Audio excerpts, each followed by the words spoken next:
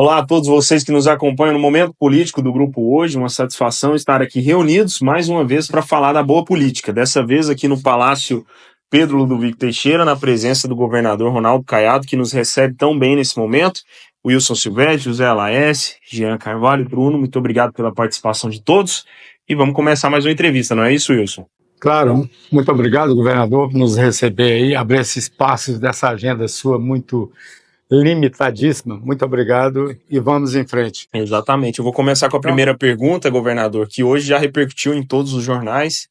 A sua, mais uma vez, quebra de um recorde, né, histórico em questão da avaliação dos goianos acerca do seu governo. Agora já em 85%. O céu é o limite, governador. O que o senhor atribui essa boa avaliação que não para de crescer e como o senhor enxerga esses números mais recentes que saíram? Bem, em primeiro lugar, muito obrigado aí por poder participar do programa Momento Político aqui do Jornal Hoje. Bem, sempre sou entrevistado, é um prazer enorme recebê-los aqui, tá certo? Para a gente poder conversar um pouco a política de Estado, política nacional e também fazer um levantamento voltando à sua pergunta, daquilo que foi o trabalho do decorrer desse ano de 2024. Veja, eu acho que Goiás tem assumido uma posição nos últimos 6 anos que tem sido assim sempre superando metas com aquilo que eu acho que é fundamental, que é com respeito ao dinheiro público, com um secretariado qualificado, tá certo? Com pessoas que têm a tarefa de casa a apresentar no final de cada mês, tá certo? E com isso nós demos conta de trazer o equilíbrio fiscal para o Estado de Goiás, coisa que ninguém acreditava no Estado. Certo? O Estado devedor de 6 bilhões e 800 de dívidas imediatas, né? Todos os fornecedores, ao salário dos servidores, todo mundo, mais uma dívida consolidada de 19 bilhões de reais. Um Estado desse que realmente não tinha crédito algum, ele só era noticiado nacionalmente por escândalos, certo? De corrupção. Então, você resgatar isto, talvez foi a maior vitória que nós obtivemos. Então, nós temos que imaginar que nada acontece de um dia para a noite. Você tem uma escala, uma progressão aonde você vai conseguindo priorizar os pontos, tá certo? Que foi resgatar o equilíbrio fiscal do Estado, fazer com que a gente cumprisse os compromissos, pagássemos as dívidas, renegociássemos nossas dívidas no regime de recuperação fiscal. E daí você vê a pujança do Estado, você vê o quanto esse Goiás é rico. Quando você estabiliza e que você passa a assumir com responsabilidade cada secretaria e cada também autarquia do governo, você nota que vai tendo este movimento de você resgatar as condições fiscais do Estado e ao mesmo tempo voltar a ter condições de investimento. E aí você nota as prioridades, né? É como eu falo, eu sou um cirurgião, então é um politraumatizado. O Estado de Goiás era um politraumatizado. Um Estado que foi atropelado pela máquina da corrupção, com fraturas expostas por todo lado. Então eu tinha que priorizar aqueles pontos mais graves para poder salvar o paciente e aí salvar o Estado. Então, fomos no quadro fiscal, restabelecendo, criando um regime de recuperação fiscal, avançamos aí na segurança pública, que o Estado, ninguém tinha coragem de viver no Estado. Isso tudo alicerçou aí também os empresários a acreditarem no Estado. Não deixei de, junto com isso, em fazer um envolvimento direto meu, pessoal meu, junto também com a Secretaria de Educação, mostrando que o nosso desafio era esse, algo que ontem, por exemplo, eu debatia em Brasília, tá certo? Como Estado que hoje tem a honra de poder ser o primeiro lugar do IDEB no Brasil. Então, isso é um diferencial, né? E junto a isso, você viu progredindo a parte nossa também de interiorização da saúde, né? Que nos próximos dias eu devo apresentar um trabalho, esse trabalho será apresentado nacionalmente, que chamam-se a diminuição de mortes evitáveis, tá certo? Ou seja, quando você tem um cidadão que se acidenta em São Miguel do Araguaia, ou em São Domingos, no Nordeste, tá certo? Em Santa Rita do Araguaia, e que a única saída que ele tem é Goiânia, Anápolis ou Aparecida, as chances desse cidadão ir a óbito é muito grande. Tá certo? Quando você tem a regionalização da saúde, você tem a condição de dar chance a esse cidadão ser salvo. Então, a regionalização da saúde é um dos pontos mais importantes. Nós construímos 8 hospitais no interior do estado e 6 policlínicas, estamos começando a construção da 7ª em Mozarlândia. Então, isso tudo são áreas que nós priorizamos.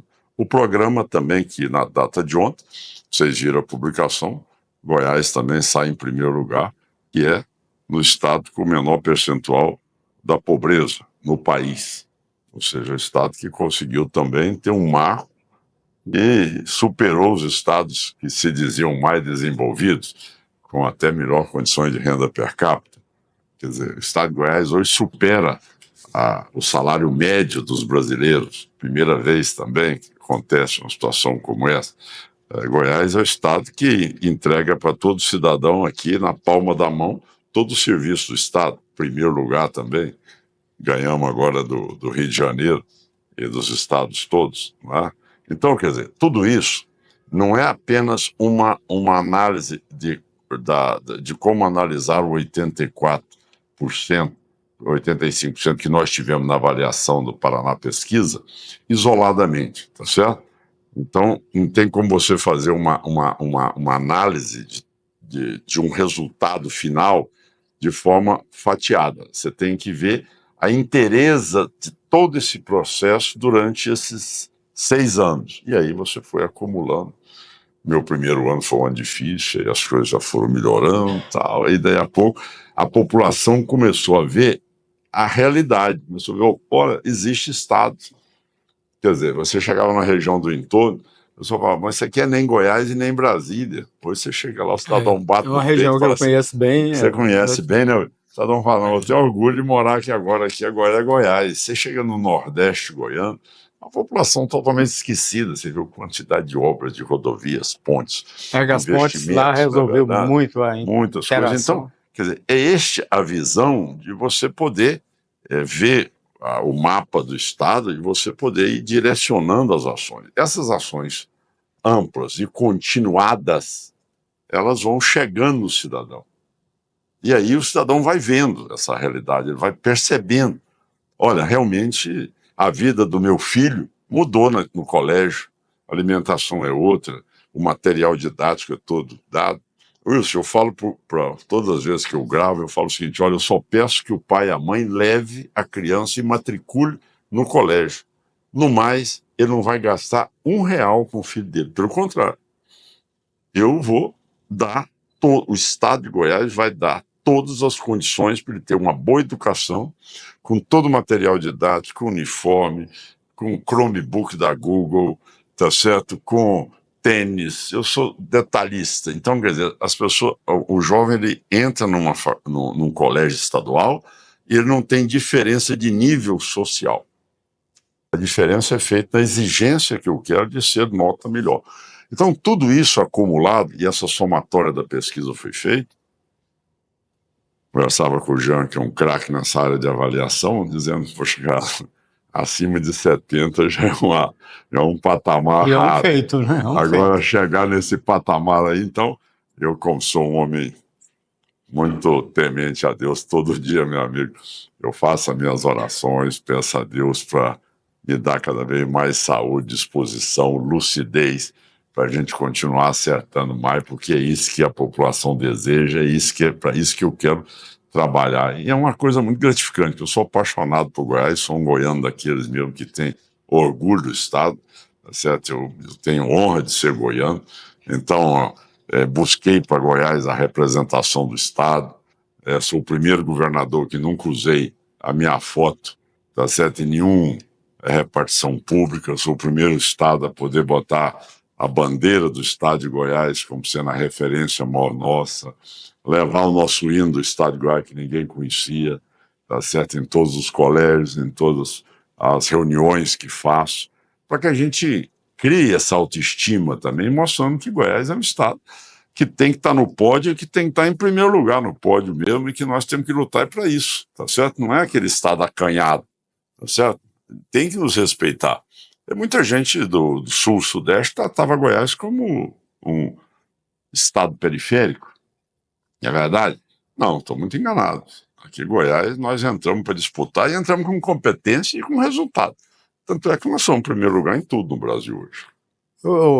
Só para concluir ainda dentro da rede de proteção social, governador, o que o senhor atribui esse alcance, por exemplo, do índice de pobreza ser o mínimo entre os estados, os federados? Tem dois aspectos. Tem a rede de proteção social e o senhor também tem os programas de inserção da inclusão social da dignidade da pessoa. Isso é importante, eu avalio, acho que contribui muito para a recuperação, inclusive, do indivíduo, a sua cidadania plena. Esse modelo, você sabe que o único programa bem avaliado do governo federal ele copiou de nós. É o pé de meia. É o pé de meia. É pé de meia. Inclusive, o senhor fala com orgulho que saiu na frente, né? Lançou e o governo federal copiou a medida que tomada aqui em Goiás. Exatamente. E nós temos uma extensão a mais do que o governo federal, porque nós, a todos os alunos de colégios estaduais, independente de estar no cadastro único ou não a família, ele recebe a Bolsa Estudo, o Bolsa Estudo. Independente dele estar no cadastro único ou não. O governo federal seleciona apenas os que estão no cadastro único. Então, Goiás é muito mais abrangente, tá certo?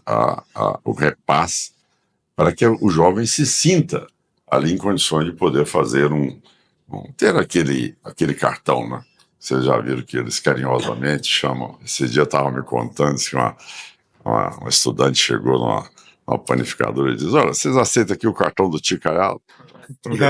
É como ele é chamado hoje. Mas isso fez com que você diminuísse a evasão escolar. Isso fez com que você trouxesse para o jovem aquela condição também de ter. Mas na sua pergunta, Wilson, é o seguinte: por que Goiás atingiu esse patamar? Aí você tem que entender que existiu uma convergência de ações das secretarias, mas aí você tem que também dar ali, reconhecer também o trabalho que a Gracinha fez junto à OVG, a Secretaria de Desenvolvimento Social e a Retomada. É lógico que você inclui outras secretarias também, mas essas três tiveram uma posição muito... Estruturaram, né? De poder alavancar esse processo, que era o quê? Antigamente você tinha a tese de, olha, você vai para um colégio tecnológico, tá certo? E você recebe um título lá ou um certificado de alguma coisa que você fez. Mas e daí? O que serviu aquilo? Né? É como aquele cidadão que no interior dizia, bom, eu recebi a receita, eu vou fazer o quê? O chá da receita? Que eu não tenho dinheiro para comprar o remédio. Então aquela receita não tem significado algum para ele. Né? Então, o que nós fizemos foi essa convergência de ações, da OVG, do Gabinete de Políticas Sociais, comandado pela Gracinha, da Retomada, e a Secretaria de Desenvolvimento Social, e buscamos essas famílias, fizemos um mapeamento, identificando casa a casa, georreferenciando cada família, em cada município. E esse levantamento, feito no nosso primeiro ano, nós passamos a partir dali e ir diretamente ali naquela casa. Então, o que é a aptidão daquela pessoa? Como é que nós podíamos fazer com que ela saísse dessa situação da dependência e da pobreza extrema? E aí a pessoa, às vezes, tem uma vocação para... eu quero montar uma borracharia. A outra, eu quero fazer aqui um criatório de frango caipira. A outra, eu quero fazer um pequeno local aqui de piscicultura. A outra, eu quero fazer uma horta. O outro, eu quero ser cabeleireiro. O outro, eu quero fazer uma pequena panificadora. A outra, quer ser costureira. Então, essas pessoas identificadas, tá certo? Concurso dado, tá certo? Nós entregamos um material para ele a custo zero, estando no cadastro único. Então ele recebe aquele dinheiro, até R$5.000 de investimento, não tem custo nenhum para ele, não tem que retornar aquele dinheiro. E é monitorado depois? Lógico, ele é monitorado e por isso que nós atingimos esse patamar. Nós só atingimos esse patamar hoje pela inclusão que esse programa promoveu. Então você chega aqui, agora você tem aqui o lançamento aqui do claque cultural. Você vai ali, aqui na Praça Cívica. Você chega lá, você tem uma pessoa lá que faz empadão, tem outra que faz pamonha, tem outra que faz, tem outro que faz artesanato. Então, tudo passou, normalmente, ou alguns passaram por esse trabalho que foi feito pelas secretarias. Então, aí hoje expondo suas peças, vendendo seus produtos, tá certo? E saíram daquela condição de falta de renda ou de perspectiva de renda. E junto a isso, nós temos um programa que é o único no Brasil, que você entrega uma casa pronta para a pessoa, que não é casa popular, é condomínio social, é padrão, tá certo? De uma casa que você tem, qualquer um pode morar dentro dela, bicho. Cerâmica, azulejo, granito, inox, janela de alumínio, tá certo? Então, quer dizer, grama esmeralda na porta, certo? Então, quer dizer, a pessoa recebe uma casa que é uma casa que a pessoa vive com dignidade. Então, isso nunca existiu em Goiás. Então, as pessoas migravam para a cidade grande porque só aqui tinha casa da Caixa Econômica. Qual a diferença de Goiás? Nós entregamos a casa, entregamos Hoje a é raro o escritura, município a gente ir que entregamos não a tem. chave e não tem aquele carnê da Caixa Econômica de 20 anos para pagar. E você vê que quando o Estado está trabalhando seriamente, quanto você tem caixa para investir nessas condições de dar dignidade, de tirar a pessoa da situação de pobreza e ele, vendo o filho bem uniformizado, morando com dignidade, não tem a casa, nós entramos com o aluguel social, que paga o aluguel, tá certo? Então, quer dizer, ele vai tendo condições de falar, olha, deixa eu buscar uma rendazinha. Isso você afeta outro lado também, você combate a situação da violência em casa. Quando a mulher passa a ter renda, ela tem essas estruturas, ela passa a ser independente, porque muitas vezes a mulher se submete à violência doméstica em decorrência da falta de perspectiva que ela tem. Hoje não, você tem toda uma política também voltada para a segurança dessa mulher. Ela tem a garantia do Estado, ela tem onde morar, ela tem como manter os filhos, ela tem ao mesmo tempo uma repressão dura por parte da polícia, tá certo? Então, isso tudo faz com que você volte a ter um nível de respeito às pessoas. Governador, são vários pontos, né? Vários destaques, tanto na área da segurança quanto na saúde, educação, enfim, é uma obra conjunta, como o senhor falou. Exatamente. E toda vez que o senhor fala do Coro, o senhor fala de maneira muito entusiasmada, né? Até muito emocionada. Eu já ouvi falar em outras oportunidades sobre isso. O senhor considera que, vamos dizer assim, desse bolo a cereja vai ser o Cora quando o senhor entregar no ano que vem, aliás, E a daqui a pessoa 2 anos, em médica. março de 2026, até pela sua área, pela sua ligação com a saúde, a cereja desse bolo é a entrega do Cora? Veja, tá vendo? Você tem o Hospital da Criança e do Adolescente, você tem o Hospital que nós fizemos em Itumbiara, Lusiânia, Formosa, Águas Lindas, Uruaçu, Trindade, agora São Luís de Montes Belos, aí Formosa, também que já tem a tá aí, clínica lá as espetacular. policlínicas aí pelo estado todo. Mas o que acontece?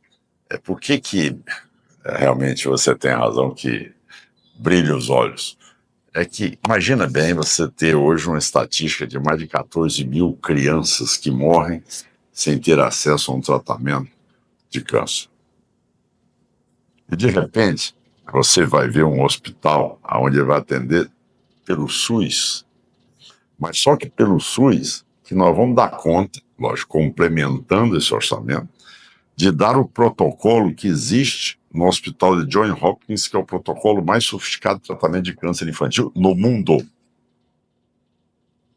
Então não é apenas um hospital. Você tem que entender o que é aquele hospital, tá certo? Que é uma obra que tem a tecnologia a mais moderna ali embarcada dentro daquele hospital. Tem de mais sofisticado.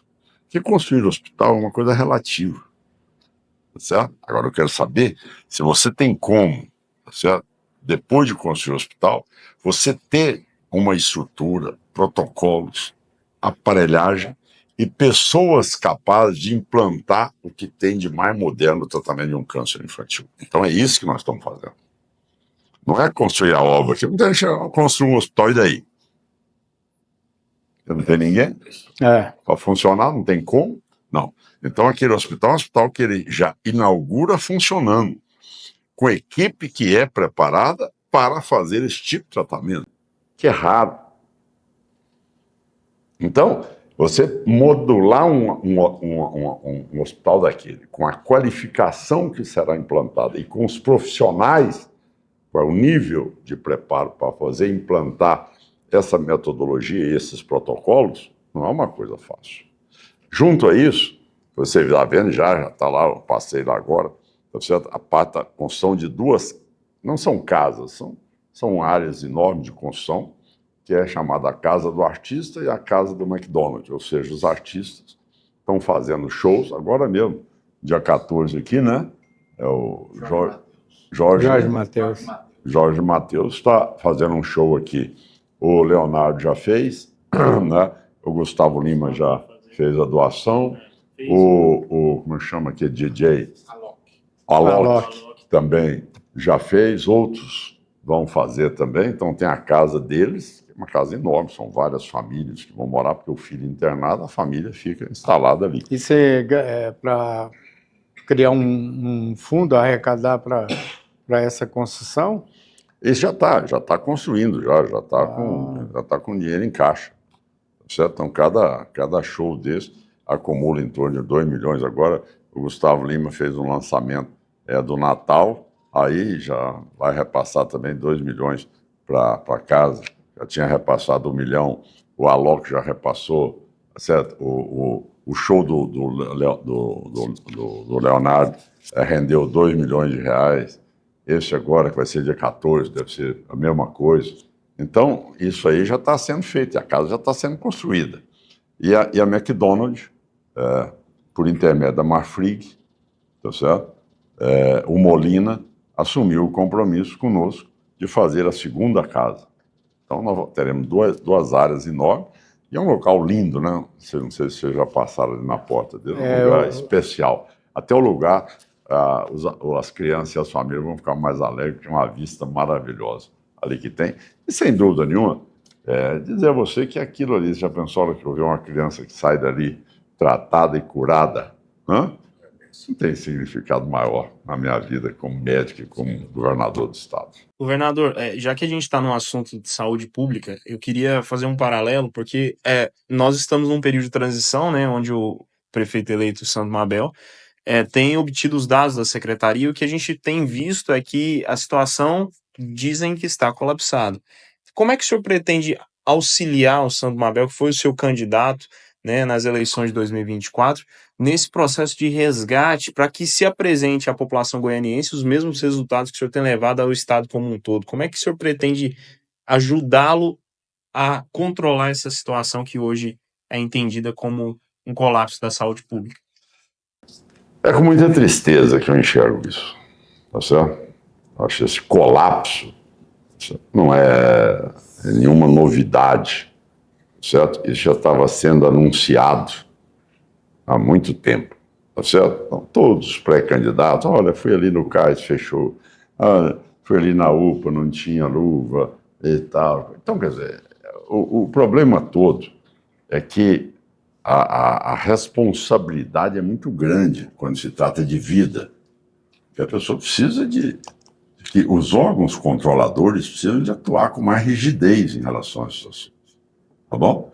O que nós vamos fazer, não, o que eu já estou fazendo, que com a eleição do Sandro Mabel, hoje nós temos quase que, posso dizer que o meu secretário e mais 40 servidores da Secretaria de Educação estão, junto com a estrutura do município, instalaram o gabinete de crise em 13 unidades de Goiânia.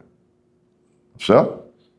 E agora mesmo, eu acompanho aqui, ele já me mandou o relatório. Ou seja, de leitos de UTI, nós não temos demanda nenhuma. Toda a demanda foi atendida até agora. Isso é por minuto. Tá certo? Nós temos alguma internação em leito comum. Tá bom? Mas em leitos de UTI nós demos conta de fazer zerar a demanda aqui agora. Mas é lógico, a falência de entrega de medicamento, de material, de colegas médicos, e tudo isso. Você está vendo uma situação semelhante aqui em Aparecida. certo? O Instituto do Albert Einstein, do HMAP, você está recebendo aí, está sem receber quase um ano. 25 milhões? Quer dizer, veja bem a situação que chega a irresponsabilidade de um gestor. Agora tem Isso aí é lógico que o Sandro é uma pessoa está direto, estava em Brasília ontem também, está correndo para lá, para todo lugar, está buscando. A hora que ele chegar, aí você vai ter gestão. Aí as coisas, aí vai ter comando, vai ter prefeitura, vai ter prefeito. Aí as coisas mudam no lugar. A pessoa, no final de um ano, vai ver o que é Goiânia, vai ser outra cidade. Tá certo? Aí até o Íris lá em cima vai respirar, falar, graças a Deus. Governador, ainda, só para encerrar, que o tempo está escasso, esgotado. O senhor também vai ajudar alguns prefeitos que já procuraram. No caso de Anápolis, por exemplo, o senhor vai ajudar na saúde lá. A sua cidade, o senhor já prontificou imediato, pelo menos é o que eu noticiei hoje na rádio. O senhor vai ajudar. Não, você sabe que não existe nenhum governador mais municipalista do que eu. Tá certo? Eu não vou segmentar, eu vou estar aberto a todos os 246 municípios, tá certo? Eu não vou fazer uma seleção de A ou de B, não. Eu tenho que ter um tratamento que seja, em primeiro lugar, identificando as emergências, os casos mais graves, e ali sim, focando as prioridades.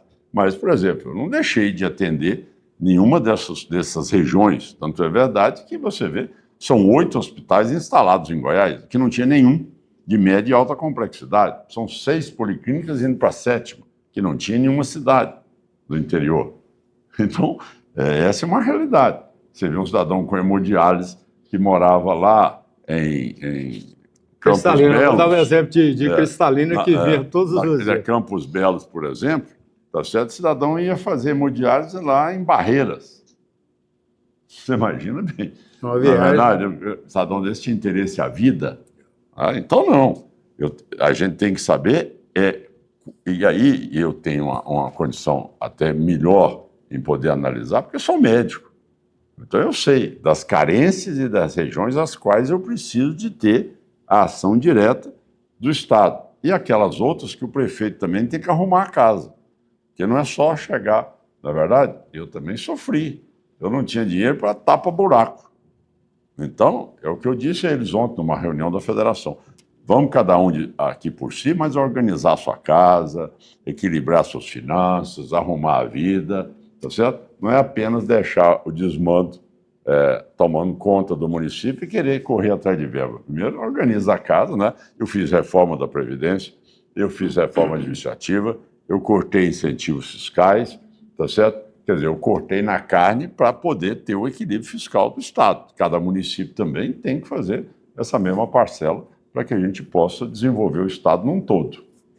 Vou entrar aqui no tema nacional, porque pelo menos 2 perguntas. Governador, agenda nacional aí, a partir de janeiro, ou o senhor já começou? Não, desde esse ano de 2024, eu já visitei alguns estados, já fiz muitas palestras, já sou chamado para debater vários assuntos, tá certo? E esses assuntos, lógico, são assuntos nacionalmente debatidos, como é agora o caso que nós tivemos na educação ontem, né, um debate nacional ontem, onde eu estava lá falando aos prefeitos das capitais de cidades de maior de 500 mil habitantes, como também estava também em São Paulo debatendo no JP Morgan, tá certo? Sobre investimentos no estado de Goiás, empresários, tá certo? Como vou estar participando de outros eventos também em outros estados, chamado pela Federação de Indústria, ou da Agricultura, ou de Associação Comercial, enfim. São vários temas que eu serei chamado e que, lógico, em 2025 com maior intensidade, no fim de semana. Como senador, você tem uma visão de país. Isso contribui muito aí e tem também o êxito da sua gestão. O senhor vai levar isso, tem levado isso para os demais estados como referência? Lógico, até porque é o que eu falo, em vez de ser da tese do achismo, que o brasileiro já não acredita mais nisso, em achismo, né, em autorização de obra, então você vê que o meu estilo é diferente. Eu nunca fui no lançamento de obra. Eu só vou na entrega de obra depois que ela está funcionando. Agora mesmo eu inaugurei a usina fotovoltaica do Ceasa. Tem 5 meses que ela está funcionando. Tá certo? A da Universidade Federal de Goiás, da Estadual de Goiás e Anápolis já está funcionando também há mais de 5 meses. A de Cachoeira Dourada ainda não entreguei. Ou seja, rodovias e outras coisas. Então, em primeiro lugar, é esse estilo. Em segundo lugar, além de só inaugurar o que funciona, eu também levo aquilo que olha, este assunto aí, como é que eu tratei? Então está aqui, ó. Como é que eu fiz? Como é que eu agi aqui? Então, eu não estou trazendo aqui teses, tá certo? Abstratas e sem nenhuma possibilidade de ser implantado. Então, as implantei. Então, isso, lógico, me deu uma oportunidade ímpar, ao ser governador de Goiás, de acumular uma experiência no executivo.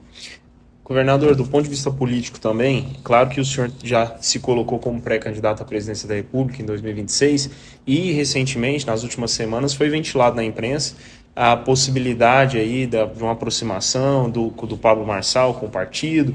São coisas que, de alguma forma, o preocupam? Ou o seu plano, o senhor pretende levar adiante com firmeza, a mesma firmeza que levou à busca pelo governo do Estado? Não, isso é uma decisão já tomada. Todo mundo já sabe. Você já ouviu isso do presidente do meu partido, do Moedo. Você já ouviu isso do vice-presidente do meu partido, do Semineto. Você já ouviu isso da maioria da executiva. Tá certo? Eu serei o pré-candidato do partido. Tá certo? Então, essa é uma realidade do partido. Sabe que eu farei o lançamento da minha campanha em Salvador, depois um título que eu vou receber lá pelo prefeito, que quando deputado estadual me deu o título de cidadão. Então, eu vou caminhar. Essa é a minha meta e agora eu quero voltar a ter a chance de voltar ao debate nacional que eu comecei em 1989, eu quero estar em 2026, aí, exatamente com mais de quase 40 anos depois, voltando a esse Pergunta debate. que não quer calar, será que com Lula de novo? Olha, vamos lá, seja lá. Aquela época eram 22, né? Agora seja. Encerramos, a agenda do governador está apertada. A gente só tem a agradecer, governador, por ter nos recebido aqui para esse papo. E o momento final aí para a gente encerrar, do seu recado para quem está nos acompanhando. O recado é, gente, olha, um Feliz Natal, tá bom? E quem não foi, vá visitar lá aquele Natal, ali chamado Natal do Bem, ali no Oscar Niemeyer, que vale a pena. Leve seus filhos, leve sua família. Vá lá ter um momento de alegria, de esperança, de acreditar que realmente a gente tem que cada vez mais agradecer a Deus, cada vez mais se alegrar e chegar com saúde, com vida, de mais um ano de muito trabalho e que vamos continuar o 2025 também com muita determinação, com muita garra e cada vez mais Goiás sendo um estado mais bonito, mais acolhedor, mais aconchegante para todos que moram aqui, para todos que nos visitam. Muito obrigado.